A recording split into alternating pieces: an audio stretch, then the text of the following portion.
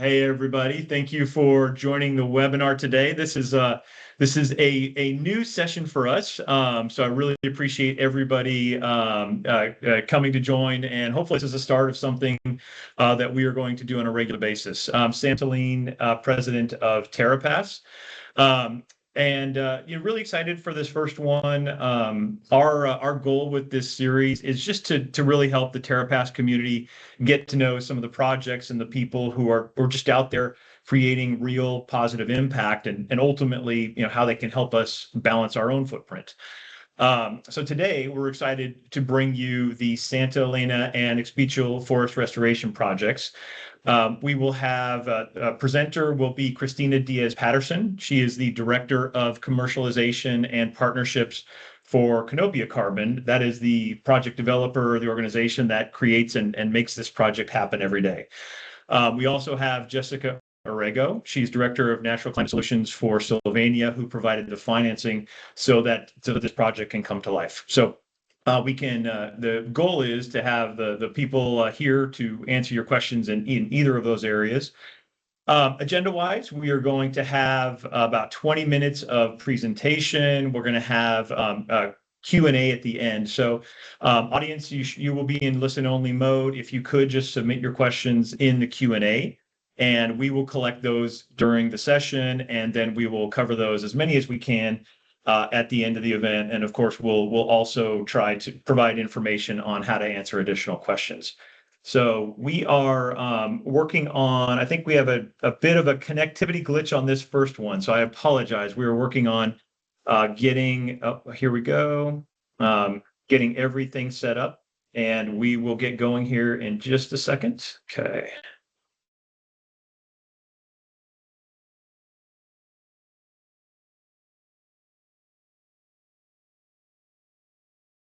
All right. And hi, Kristina. Are you able to? Okay. There we go. Great. Thank you. I apologize for our connectivity glitch at the beginning, but the first time there's sometimes a surprise, but we are good now. Thank you for joining. I went through an introduction of the session, introduced yourself and Jessica. And so at this point, I guess we can turn it over to you, and we can, I guess, let you take over the presentation from there, if that works. Wonderful. Well, thank you very much again, Sam, and thanks everyone for joining this morning. So I will share my screen. Do let me know when you are able to see it, Sam. We can see it. Yeah, we see the slides. Perfect. All right. So today we wanted to do a deeper dive on two of our forest restoration projects called Santa Elena and X-Pichil. There we go. And the idea is for you to get to know where the activities are, how they're developed, who are the team members behind these projects, and the wonderful co-benefits that we wanted to share with you all. So first of all, where are these projects located? So they're both in the Yucatan Peninsula, as you can see on your right-hand side. Santa Elena is in the state of Yucatan, and X-Pichil is in the state of Quintana Roo. They are both developed on communal land, which means that the ejidos, which I will go into in a second to explain what the ejido system is, are the communities deciding how their territory is managed and restored. So ejidos are a land tenure figure that was developed in the first half of the 20th century in Mexico after an agrarian reform, where land was handed back to the communities. In that sense, there's a participatory process for these communities to make decisions on their land, and they're managed by an ejido committee or commission. If we add the surface of both projects, we have around 27,000 hectares, roughly 67,000 acres of communal land that is managed under these projects. Both project types are forest restoration, which means that these are activities that are implemented in degraded forests, where there's a reduced forest cover and there are no harvesting activities. They are developed under Climate Action Reserve's Mexico Forest Protocol version 3.0, and both projects started in 2022. At the bottom, we can see the landscape in Santa Elena, which is relevant because this area has a very pronounced dry and wet season, which is one of the factors that is causing deforestation, as this is land that is very vulnerable to fire. It is made up of tropical dry forest in the northern part of the peninsula, then followed by some semi-evergreen forest around the central part of the peninsula, and then towards the southern part of Campeche, which is the state on your left-hand side in Quintana Roo. It is a tropical evergreen forest, and it is home to multiple species. So who does what, and who is the team behind these projects? So we have multiple stakeholders cooperating in the development of these projects, starting with the ejidos and communities, which hold the land rights. They support with the project implementation. And as I mentioned, it is a participatory collective governance, which means that all decisions are made through the committees. And they also share their capacity and knowledge of the area. We also have local implementation partners, which are trusted local actors that help us connect with communities, especially strengthening communication, capacity building, and field coordination. It is important to note that multiple ejido members not only speak Spanish, but Maya, which is their mother tongue. We also have a key participation of our investor, which is Mercuria Energy Trading, through the vehicle called Sylvania, which invests in natural climate solutions and delivers restoration, biodiversity, and community benefits. And as the developer, Canopia Carbon, which brings the technical acumen by designing and monitoring through MRV systems and safeguards put in place to ensure that impact is measurable. Just on the bottom, so you could also see the landscape in X-Pichil in Quintana Roo. So sharing another image of the landscape. As you can see, these photos were both taken during the dry season. So a lot of the trees drop their leaves in this time, and which, if there is any fire risk, it could become, uncontrollable at some point. So it is very important to take that into consideration. So what was happening before the project started? So on the right-hand side, you will see a map of the Yucatan Peninsula. This was taken from Global Forest Watch, where we see the forest cover loss between 2001 and 2024. So as you can see, those pink regions that increase throughout time are considerable. And this is mainly due to expanding agriculture and livestock activities. So there are also other practices that, have been in place for decades, including slash and burn practices, extensive agrochemical use, and a limited technical capacity that degrade the land and make this region even more vulnerable to fires and drought.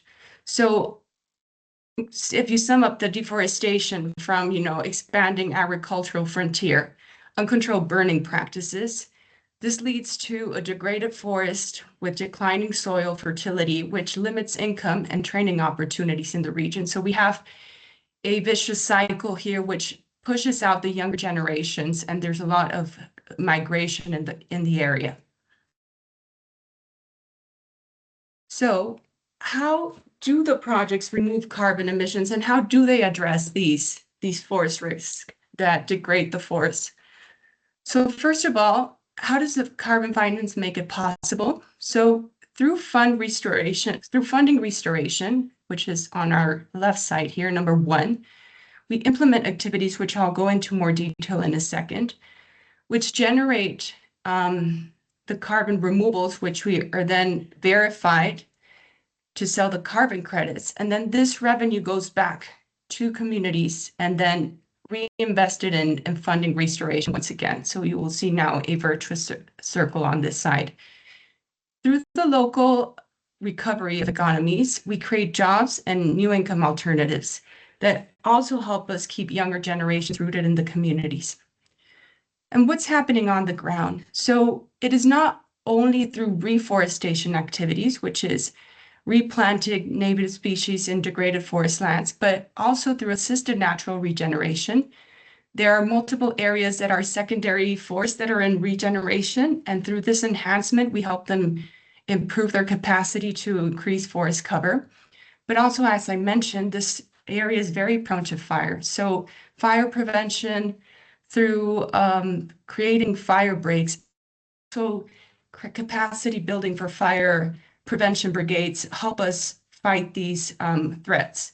As you can see in that third picture in fire prevention, in the background, you can see the fire brigade, which also generates new jobs in the area. And finally, we have pest control, which also helps us increase the health of our forests. So I'll move into how the project integrity is ensured. So each project is implemented on their Mexico Forest Protocol version 3, and this is how we address the key carbon principles. So these being additionality, permanence, leakage, and uncertainty. So additionality, only growth that is additional to the baseline is considered additional, and all projects must pass a regulatory additionality test. So as I mentioned at the start of the presentation, these forest lands have been severely degraded by the threats that I have listed. And then these activities help us enhance the forest cover. So it is through these activities that the additionality is taken into consideration, and then this is measured, and then the credits are determined on the removals that are created through the enhancement. Additionally, the forest protocol ensures that permanence is over 100 years with the projects. So ejidos commit to this period of restoring their forest and conserving them through this time. This is a continuous effort of having continuous communication with the ejido assemblies to ensure that they are trained in capacity building, they understand the protocol and are able to implement it. Additionally, leakage is accounted for by applying a conservative deduction. And finally, uncertainty. There are deductions applied to demonstrate statistical accuracy target if it's not achieved. So we take these 4 principles into account into the design. And again, they are verified by third-party auditors and then again reviewed by the standard to ensure that we do comply with all principles. Additionally, how do we align with carbon credit frameworks, existing carbon credit frameworks? So as you know, the past years, there have been various quality and integrity initiatives, including the ICVCM, and also thinking about additional market access to CORSIA. So through the Mexico Forest Protocol, we integrate and incorporate these best practices to ensure transparency and structure them for these evolving frameworks to ensure that we're implementing the best practices in the market. So the core carbon principles developed by the ICVCM are a very relevant point, and I know we've all been keeping track of how the decision-making process has been evolving in the past year. So the good news is that about 2 weeks or 3 weeks ago, the Mexico Forest Protocol has received full approval under ICVCM. And the first step was reviewing one of the 4 activities that are listed within the Mexico Forest Protocol. What does this mean? That improved forest management projects have been fully approved, and ICVCM is reviewing the remainder of the activities, including forest restoration. So both Santal and X-Pichil fall within the forest restoration category, which are now being evaluated by the ICVCM. Each activity type is reviewed individually to ensure alignment with the CCP for integrity and recognition. On the CORSIA front, it is important to point out that CAR's Mexico Forest Protocol is CORSIA eligible for phase 1. And as you may be aware, this is a continuous process with the environmental authorities in Mexico, which Canopia Carbon is actively participating in. So this is an ongoing discussion with the relevant government authorities, and we potentially could say that it'll be a working process in the coming months. So we'll be happy to share any more updates as they become available. So now moving over to benefits. So how are these distributed?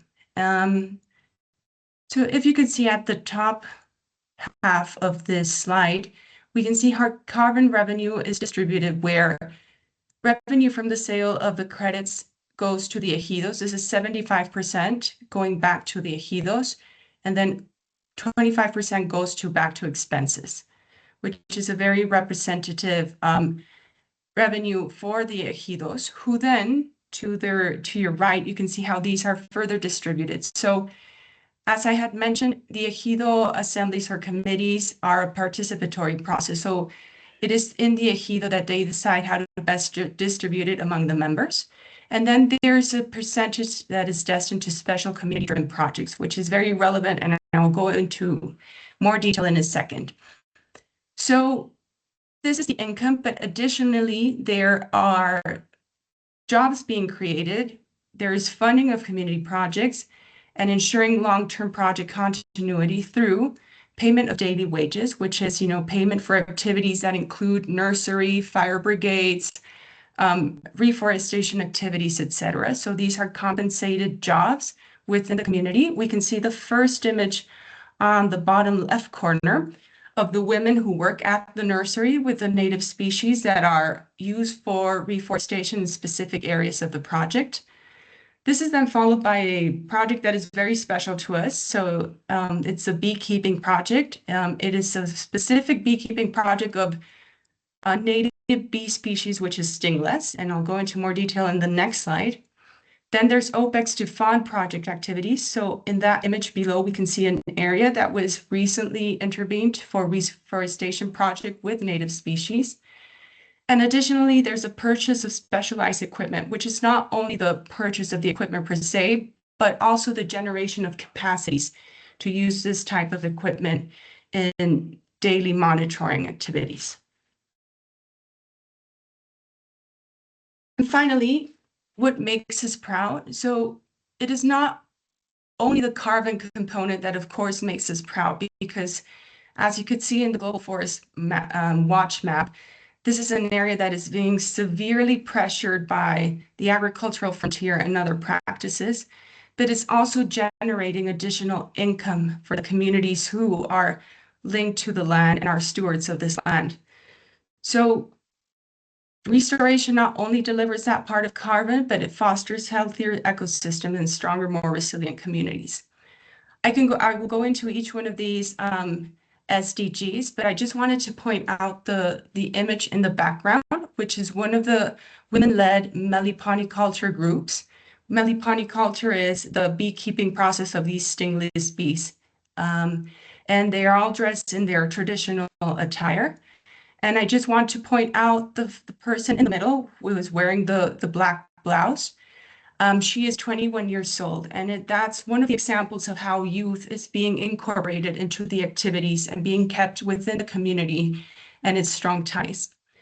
So through that, and if we go into the SDG number 4 on the left side, we have capacity building for community members, including youth, and an ongoing technical training for restoration and monitoring activities within the forest.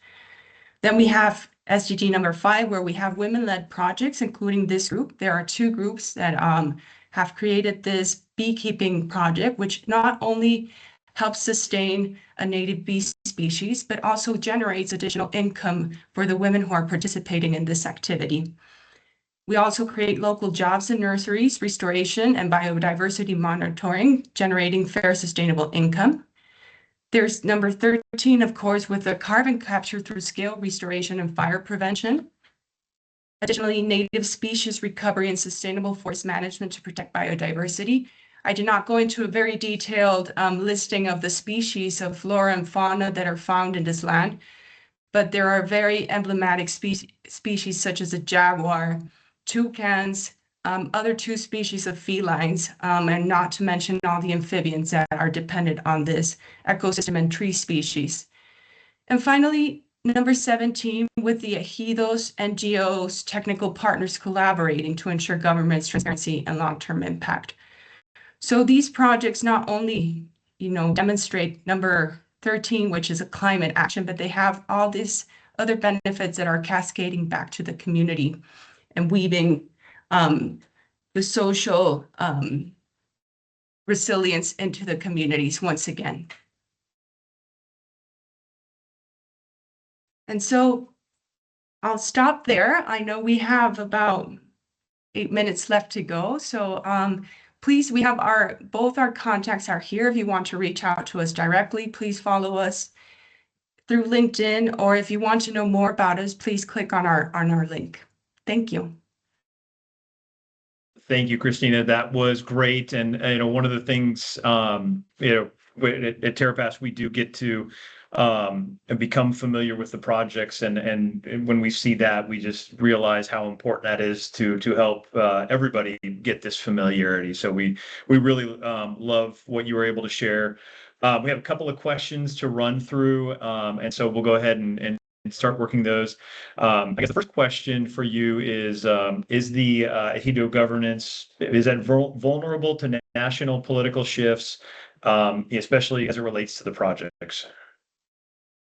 So the ejido governments, and I might say I did not add this data point, about more than half the land tenure in Mexico is governed under the ejido system.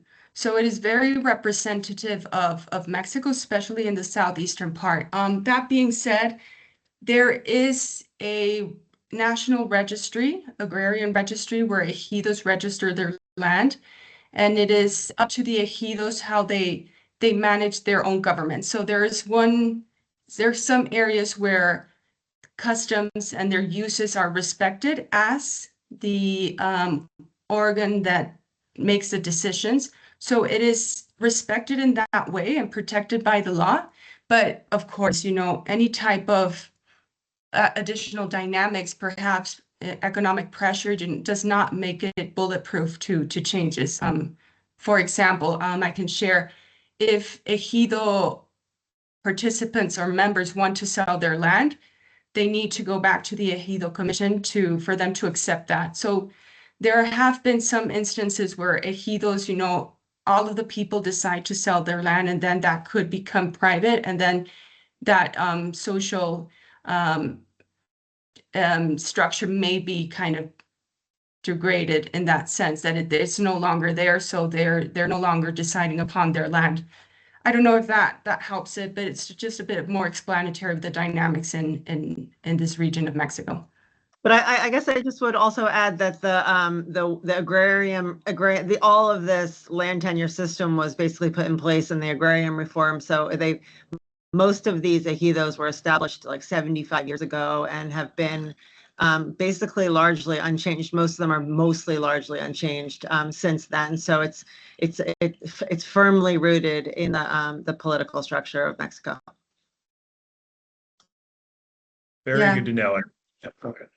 No, and just to add, sometimes where there's a dynamic that is further affected is if the younger generation leaves the area, they're left with the older members of the ejido, which, at some point they don't have anybody to leave their land to. So it is important just to mention that some dynamics could affect, even though, as Jessica has greatly pointed out, it is protected as a figure in legislation. Very good. No, just very insightful on how complex the nuances of the local community engagement is, and how important that is when we look at these projects. So one more question for you in the queue here. Is there a controlled burn program as part of the project management, or is that necessary? Sure. I think, Jessica, if you want to take that one. Yeah, I believe that I don't think that there is a controlled burn plans in either of these projects, but there is a strong component of fire management, and that is mostly focused on creating fire breaks, but also just generally, increasing capacity within the community, increasing kind of the way that they burn waste, and that the way that they practice agriculture, which is focused on fire. So kind of improving the use of fire in different kind of practices, and then protecting forests from fire using these fire breaks. So that's the majority of the fire related activity.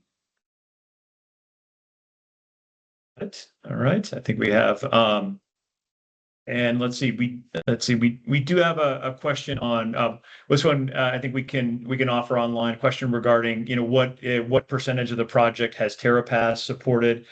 We are an off-taker, I guess, a purchaser of the project, so we can follow that offline. But we are, a kind of purchasing from the project quarterly on behalf of our customers. So that's something I think we could share specifics offline, but just so you know, yeah, we are online when you do purchase from Terrapass. Part of your contribution goes to this project, and we are also continuing to work on project specific purchasing options, and especially for larger purchase orders, we are able to work directly between the project, specifically from this project as well. So we have been very excited to help support this project, or really our customers, and we look forward to continuing to do that. It's one of the things for us is building long-term relationships with great projects to help our customers kind of be part of that journey with them. Let's see if we have any other questions coming in. One question I did want to ask was, in the early days of the project, was the community, difficult to get on board? Is it something where, they understood kind of what, I guess, carbon projects are kind of an interesting thing across the world, and how was community engagement? Was it easy for the community to see the vision and the benefits? I mean, I can take the first stab at this. So both of these projects are kind of earlier flagship projects for the Canopia portfolio and the Mercuria portfolio. But all projects prior to any ERPA or contract signing are visited and consulted with for months at times. And Canopia often will visit a project prior to any contracts 7, 8 times, and there's significant capacity building, significant consultation about what the project requirements are, what it will mean for them, what their responsibilities are, what the costs are, everything. So whose role, all the different people involved, and what the roles are. And this is all through a participatory process with which is the assembly process, and there has to be a threshold of a quorum, a significant quorum at each meeting, so that every single Ejitario or a member of the Ejido is aware of everything that they're agreeing to. So if you get through 7 or 8 meetings and they're still not interested, then we don't move forward with contracts. And in these 2 cases, they showed interest early on, and we just went through Canopia went through the process. Both of these ejidos, they're very enthusiastic. When you visit, they're extremely receptive, and they are happy to share how they've used their finances. So in these 2 cases, but there have been other ejidos where after a few visits, you can tell that they don't have the capacity, or there's not that much interest, or there's not consensus amongst the ejido. But in this case, there really was across the board. That's amazing, and I love helping help folks understand how much work and effort and cost goes into just the getting these projects put together at the beginning before they can even start. So that I love hearing those details. We have reached our time. Kristina and Jessica, are you available for a couple more minutes to address a couple of questions that come in? Yes, sure. Okay. One question just on the statistics of the project. Is there, or the projects, I guess, depending on which one, but kind of the estimate of the amount of carbon sequestered per year for the different projects? Oh, I need to look that up. We do have that. So an average carbon sequestration rate, is that what you're looking for? Yeah, how the amount of carbon removal per year would be, just the number of metric tons per year. We have it on a per hectare basis, but that would be easy to we could also give you the number of hectares. So yeah, I'm going to have to follow up with that. But yes, we do have that for both projects. Sounds good. We can follow up there. Another question, kind of regarding the Ejido governance, land tenure, and durability. Question is, do legal structures like conservation easements exist that might mitigate some of the risks around this set of issues? In either case, there's not conservation easements in place, but for in terms of legal, kind of obligations, the ejidos are committed to 100-year permanence, and they do that. The Climate Action Reserve, the standard, has a project implementation agreement, which is really a pretty hefty legal agreement that has to be signed at each issuance and ratified through the assembly process. At every issuance by the ejido. So there is this kind of ongoing legal commitment to the project period and term. Thank you. Let's see, and we have one more that came in, so we'll try to let's see if we can wrap there. But I'd love it. Thank you guys for being engaged, and obviously the audience is really appreciates the information here. The question that just came in. Let's see. Hi all, great presentation. Watching from Quintana Roo as well. How do you see the relationship between carbon projects and FSC certification? Are there benefits to having both, or does one certification beforehand help meet part of the requirements of the Mexico Forest Protocol? Well, in these cases, none of these projects have any timber harvest component, so FSC wouldn't apply. But we highly agree that in cases where there is improved forest management or any sort of forest management, the FSC is a very, very positive complement to a carbon project, and we think it strengthens the integrity. Great. Okay. Very good to know. I think that's it. I think the questions have paused for a second. So I think with that, great. Big thank you, Kristina and Jessica. Really appreciate the work that goes into this presentation, and more so the effort behind these projects. Really appreciate your patience on the start of the meeting, as we had a little unexpected development on our end. But so thank you very much for your patience there, and really enjoyed the presentation. For folks who are listening, this is recorded, so we will work on posting this online. We will also send out a follow-up email. If you have any follow-up questions, we can coordinate answers to those as well. So we really appreciate everyone's engagement, and thank you everyone for joining. Have a good one. Thank you, Sam, for your so much. support of the project and for organizing this, and to everyone else who supported the projects. Really appreciate it. Absolutely. Thank you. Have a great day. Thank you, Sam. Thanks, Terrapass. Thank you.